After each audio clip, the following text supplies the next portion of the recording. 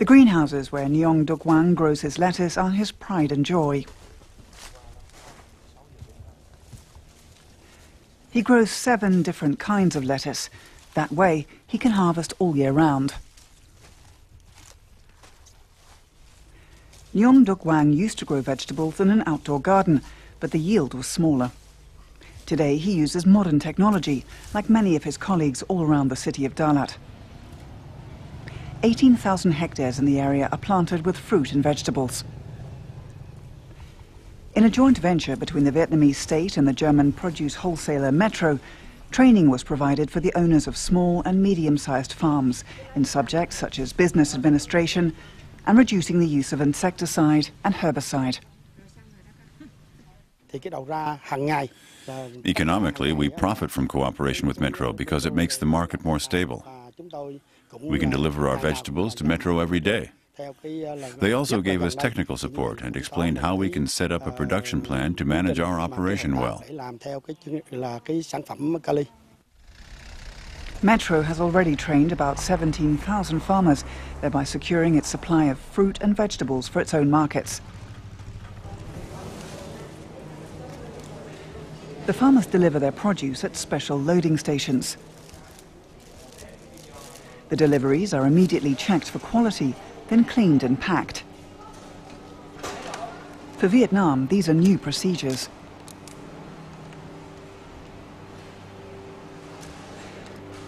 The farmers get a guaranteed weekly wholesale price, but have to maintain quality that meets international standards, because some of the produce will be exported. I check the carrots. Each should weigh about 100 grams and be about 20 centimeters long. They shouldn't have gashes or be broken anywhere, and the color must be fresh.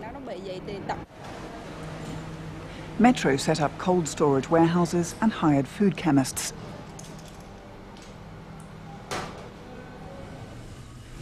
Most of the fruit and vegetables in Vietnam are still sold at small stands in traditional markets like this one. That provides work for many people, but quality is problematic and quantities too small.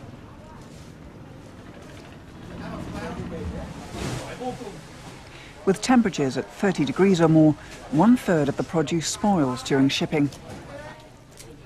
Just a few pieces of ice must suffice to cool the wares during the 10-hour trip to Ho Chi Minh City.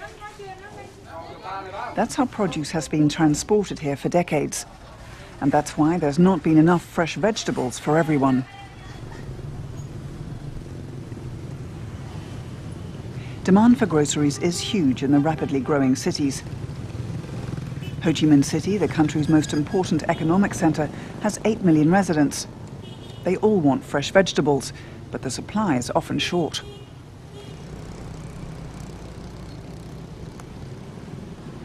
That's where Metro saw its opportunity to set up its wholesale business with government permission. It operates 3 large markets in Ho Chi Minh City alone, and another 5 throughout the country. The company, which is called Metro Cash and Carry here, employs more than 3,000 people. Here, cooking courses are offered for wholesale customers. Knowing what seasonings and what vegetables go with which meat is especially interesting for small restaurant owners who want to try out something new.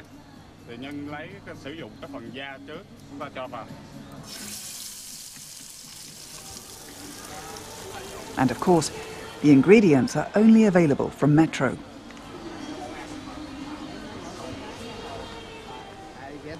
The manager stresses that 90% of what the stores offer in Vietnam is grown in Vietnam, and that's good for the farmers and domestic producers. The wholesaler sells 30,000 different products to retail businesses. Right now in Vietnam, people prefer local product, although they're expanding and they're growing because they're traveling overseas more, they're seeing more products, so they demand more and more product. But at least for right now, the local product is what we sell most of. Vietnamese customers demand fresh produce, like these fish from local waters. Metro already has more than 500,000 customers in Vietnam, from small businessmen to a 5-star hotel. For a long time, the German company was the only big wholesaler in the country. In 2009, competitors from France and the United States will be opening stores here. But with its good network of suppliers, Metro has a head start. Our farmers are actually exporting products now outside Vietnam. We actually work to train the farmers to get more yield from their field. We work to train the farmers on the proper pesticides. We work to train the farmers on the proper planting, using the proper seeds. We then control from the farm all the way to the store the entire process. The training courses are organized by the German Development Service and the GTZ, another German aid organization. Yong Duk Wang is the chairman of a cooperative and has absolved several training courses.